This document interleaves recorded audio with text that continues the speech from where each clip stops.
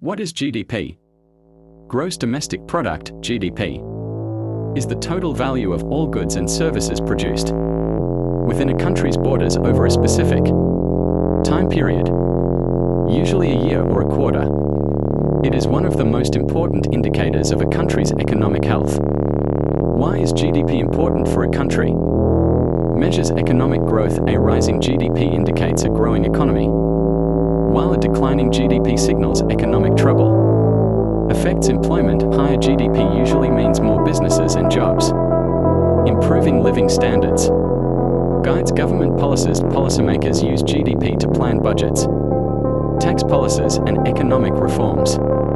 Attracts investors. The strong GDP makes a country attractive for foreign and domestic investments. Reflects standard of living. Higher GDP often correlates with better healthcare, education, and infrastructure. Interesting facts about GDP. Fastest GDP growth. China has been one of the fastest growing economies in recent decades, with double-digit GDP growth in some years. Richest country by GDP. The US has the highest nominal GDP, while China leads in purchasing power parity, PPP. GDP versus happiness. Some countries, like Bhutan, focus on gross national happiness, GNH, instead of just GDP.